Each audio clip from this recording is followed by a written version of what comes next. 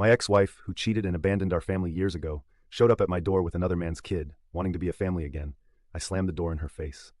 Hey everyone, before we dive in, I have a quick favor to ask. If you enjoy content like this, please hit the subscribe button. It's free, supports the channel, and ensures you never miss out on amazing videos. Alright, let's get started. My ex-wife, Angela, 36, and I, 37 male, met when we were in our mid-20s. I was around 24 at the time, and we were working at the same firm. After being in a relationship for 2 years, we got married. Within 3 years of marriage, we had 2 daughters, now 9 and 7 years old. The second pregnancy was unexpected, and Angela wasn't happy about it. I told her it would be okay with me if she wanted to terminate the pregnancy, as I didn't want to put her through anything she didn't want. But she chose to keep the baby. After our first daughter, things were still great between us. We were as in love as we could be. But that changed after the second pregnancy. Angela became really moody and irritable and constantly picked on me or our eldest. I figured it was due to hormones and tried to make peace with this new version of her. We thought it would change after a while, but it only got worse. My daughter and I learned to walk on eggshells around her. I was taking care of everything, even though she was supposed to be a stay-at-home mom. She had quit her job of her own volition after our first kid and initially did all the housework along with taking care of our eldest while I worked. When she got pregnant again, we hired a housekeeper because she said she was too tired to handle the housework and the kids. I agreed, even though it was slightly out of our budget, because I didn't want to inconvenience her, especially not during pregnancy.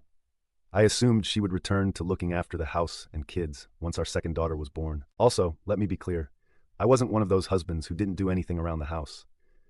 I helped out however I could, even though I was exhausted from work. After she gave birth, I thought she would take a few months to recover and then bounce back. But several months passed, and she showed no signs of changing. She remained just as cranky and irritable and refused to do any work around the house. She would sit at home all day watching television and didn't even play with the kids. She paid our neighbor to take them to the park occasionally. I don't mean to sound resentful, but I did feel that way.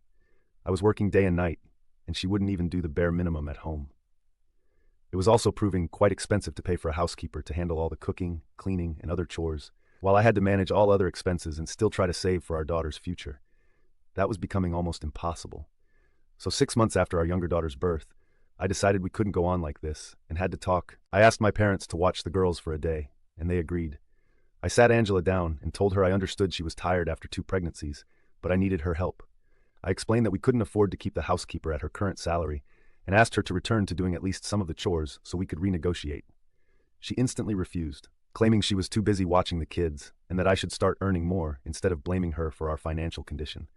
I tried to explain that I was doing my best, but she needed to do hers too.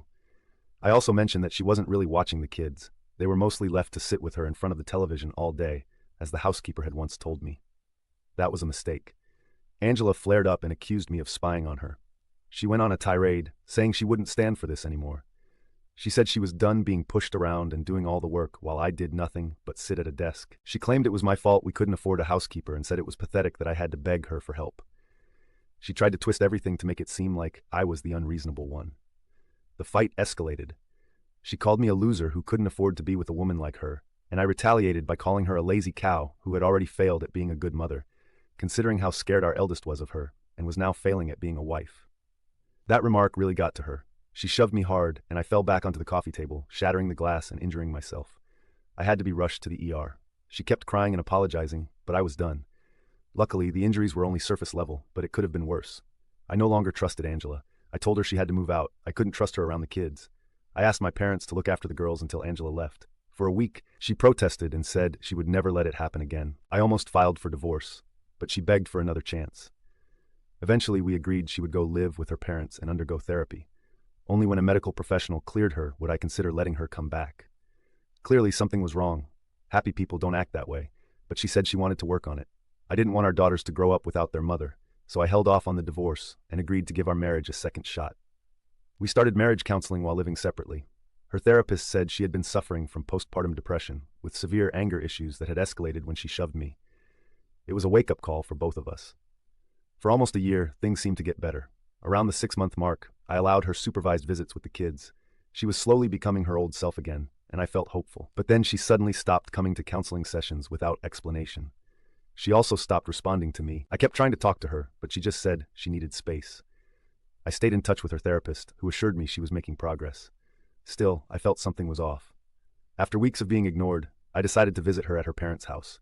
I had avoided it before because her parents didn't like me. They blamed me for everything.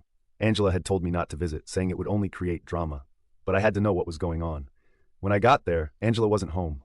Her parents told me they weren't allowed to tell me where she was and slammed the door in my face. That made me even more suspicious. I called Angela several times, but she didn't pick up. Then I decided to check the backyard, where her parents usually kept the kitchen door open. I didn't need to go that far. I saw Angela on the swing in the backyard, making out with a man I didn't recognize. The guy pulled away when he saw me. By the time Angela turned around, I had already started walking to my car. She tried to stop me, but I wasn't listening. I was in shock. She tried to grab me. I shook her off and told her not to touch me. I drove home, blocked her everywhere, and told my parents I needed a lawyer. I didn't hear from her again until we had to meet with a court-appointed mediator for our divorce. By that time, I had completely shut down emotionally. I was just functioning for the sake of my daughters. I didn't even feel anything when I found out that Angela was terminating her parental rights. She had decided she didn't want to be with us anymore. She wanted to be with the guy. Let's call him Sean. He was her childhood friend. They had reconnected when she moved back in with her parents, and she had fallen in love with him. Her parents supported this. Apparently, they had always wanted her to end up with Sean, and were glad she was finally choosing herself and her happiness, as if she had ever done anything else. The divorce was a long process. Even though she had cheated on me, she still wanted alimony. My lawyer and I fought hard and ensured she got nothing. Everything was rightfully mine. I had paid for everything while she did nothing but watch TV all day. It's been 5 years since the divorce came through. Those months were some of the hardest times of my life, but I didn't break because I had to look after my daughters. They had no one else but me. My parents were incredibly supportive, and I'm forever grateful for their help while I balanced work and parenting. Life has treated me well since then. We moved into a bigger house. I get paid better now, and I don't have to spend money on anyone apart from myself and my daughters. My parents live nearby and visit often. I have friends who love me, and my daughters are happy. That's all a man needs, and I'm so thankful that life turned out this way. Or at least, it was, until Angela showed up again. A few days ago, the kids were at school, and I was just about to leave for work. When I opened the doorbell rang, and Angela was standing outside with a boy beside her. The boy couldn't have been older than 3 or 4 years old, and I knew that this had to be Angela's son. I was taken by surprise when I saw her standing outside my door and was still trying to process it when she started crying and said that she was here to apologize and make things right with me. She told me that she was finally ready to be a family again and give our marriage another chance. I couldn't believe that she was back here after all these years, and now she wanted to give our marriage another chance, like it was up to her to make that decision. Within a split second, I made up my mind and decided to shut the door and turn her away because I didn't want to get into whatever this was. But before that, I told her that this was not her family anymore. I had stopped being her husband the day she cheated on me with Sean. The divorce was just a legal obligation, and she herself had given up custody of her daughter, so now she had no right to refer to us as her family. After I said that, I shut the door and told her to go away because I didn't want her anywhere near my property. I would have cursed her out as well because I was really angry, but I refrained from doing it because of the little boy. I could hear her wailing outside my door for a couple of minutes after I shut her out, but I decided to ignore it. And once I made sure that the coast was clear, I went off to work. I tried really hard not to think about it because that would just weaken my resolve, and I couldn't afford to let that happen. I almost succeeded in forgetting that Angela had even showed up at my house, but as soon as I came back home from work, I received a call from my parents demanding an explanation as to why I had turned her away. They told me that Angela had contacted them after I turned her away and shut the door on her face, and that she had been devastated. My parents said that they were the ones who had given her my new address and told her to visit me since she was in the process of getting divorced from Sean and finally had a chance to make things right with me. They told me that Angela had reached out to them about a month ago, and this had been in the works for quite some time. My parents believed that it was about time that I thought about my kids because my daughters needed a mother, and there was no better mother than Angela. So they decided that she deserved another chance and told her where to find me and what to say to me. I got really mad at them because it was not their place to forgive her and decided to give her another chance without even asking me if I would be okay with that. It could have been really bad if the kids had been at home, and it was really reckless of them to pull something like this. So I told them off. But they refused to acknowledge that they had made a mistake because they had helped me during my divorce by taking care of the kids. Even now, occasionally, they do look after the kids, and they believe that whether or not I wanted to patch up with Angela was up to me. But they had an equal right to decide what was best for the kids, and I couldn't take that away from them. I thought it was ridiculous of them to believe that, because at the end of the day, they were my daughters and not theirs. And while I respected them and would always be thankful for what they did for me during my divorce, I don't think it was their place to let Angela back into my life again. We got into a bit of a fight, but they told me that I was the one who was out of line here and was being selfish by not giving Angela another chance. They told me that they had done their due diligence and were sure that she was a different woman now and deserved to be a part of my daughter's lives. Even when I reminded them that she had signed her rights away, they said that it was insulting that I believed they would put my daughters or me in harm's way and accused me of ruining their lives by being too arrogant to accept that they needed their mother. It's been a few days now, and I don't think I was out of line or selfish, because I've thought about this a lot. I'd rather not give my ex-wife a second chance at being a mother. Update 1. About a week has passed since Angela showed up at my door with her son, and recently, I found out the truth about her relationship with my parents. It's honestly so disturbing that I don't even know where to begin, and I'm still struggling to process it myself. It's mind-boggling how all of them have betrayed me without batting an eye.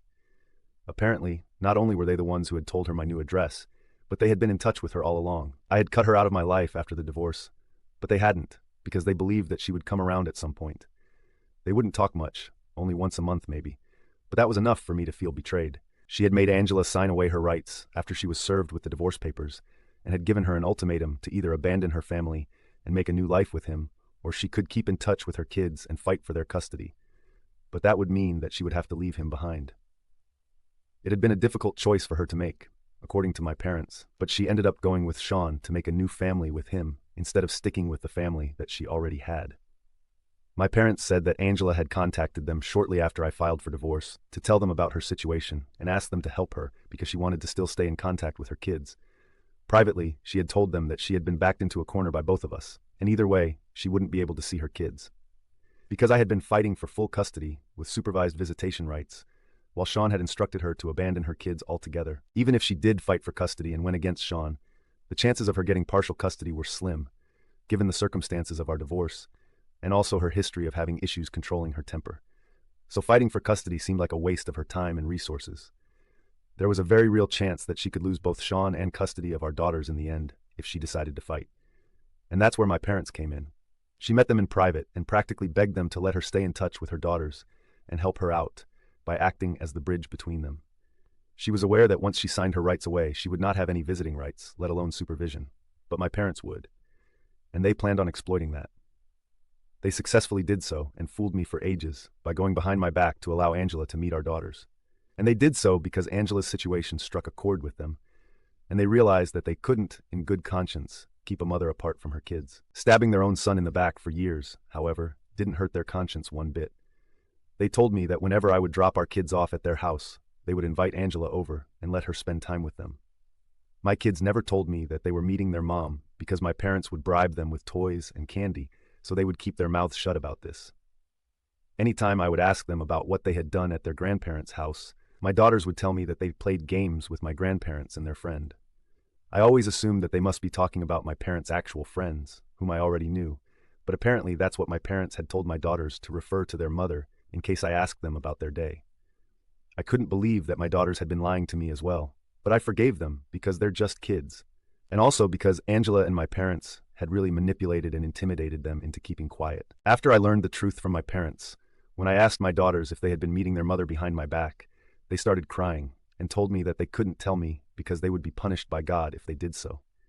Angela and my parents must have really drilled it into their heads that there would be dire consequences if they told me the truth. And that's why they had been so secretive and vague all along. I also felt like a terrible father for never asking my daughters which friends of my parents they were spending time with. Because it just as easily could have been someone else, someone more dangerous than Angela, and I never would have found out. But I'm going to put an end to it now, since I'm getting a restraining order against all of them. I already have written proof of this, since my parents sent an email to me to tell me the truth a couple of days after my fight with them. They had believed that the email was going to make me realize how desperate Angela was to remain a mother to her daughters without losing the alleged love of her life, and that would somehow make me forgive everyone involved. But all that it did was make me realize that everyone here was a nasty little liar, and I couldn't trust anybody anymore. It's also ironic how Angela signed away her parental rights and had to resort to meeting our kids in secret like it was a crime, all because Sean didn't want her to have any contact with her previous family, and he was supposed to be her one true love. But now, even they were getting divorced, and all that turned out to be for nothing. They even had a son together, but according to my parents, Sean wanted nothing to do with her or his kid now because he had received a job offer and was moving away in a couple of months. Angela had started working again recently, and their son had started kindergarten here, so she didn't want to move with him, which is why they had been fighting for a long time. It had finally all come to a head 3 months ago when Sean told her that he was done and he was taking that job and moving out. He didn't have any interest in being a family man anymore because it clearly meant that he would have to sacrifice his own future and happiness just to make her happy, and he wasn't ready to do that. This was all meant to make me feel sorry for Angela, but the only purpose that it served was making me feel like justice had finally been served. I have already spoken to my lawyer, and the petition for the restraining orders has been filed. My daughters and I have also had a proper discussion about all of this, and I have told them that moving forward, they will never be seeing their grandparents or their mother again. And they seem to be okay with it for now. But we are still going to go to therapy and try to work things out because I'm sure that this is going to be difficult for them, and probably has been quite difficult for them for the past 5 years. But this all ends now. Update 2. Hey guys, thank you so much for all the concern and support here. I'm really grateful that so many people have been sending lovely messages and blessings to my daughters. My parents and Angela have been served with restraining orders and are supposed to appear in court in a few days. I don't know how they feel about any of this because I have blocked them on every possible platform, and I've also told my friends not to speak to them in case they contact them. I have also amped up the security around my house and have been working from home for a couple of days. I had spoken to my daughter's school authorities and told them about the situation too. Initially, I didn't intend on letting them go to school for a few days, but I didn't want their education to suffer because of Angela and my parents. So now, teachers are supposed to keep an eye on them and not let anyone apart from me pick them up after school. I'm doing everything in my power to make sure that they can't get to us, because I'm sure they will try. So far, it's been good, and I'm hoping that after we get that restraining order, they still continue to stay away. Update 3. Hi, so this is going to be a really short update, but we got that restraining order, and for the next 5 years, all 3 of those maniacs are going to have to keep their distance from me and my daughters unless they want to face terrible consequences. Obviously, I'm still keeping all the security measures that I took in place for a while because the last I saw them, they looked really pissed, and I don't want to risk anything. My daughters and I are attending regular family counseling sessions, and I think that we are going to make a lot of progress in the coming few months. We have already made considerable progress, honestly. All I want now is for my daughters to be happy, and that's it. So please keep sending us your best wishes. We need it.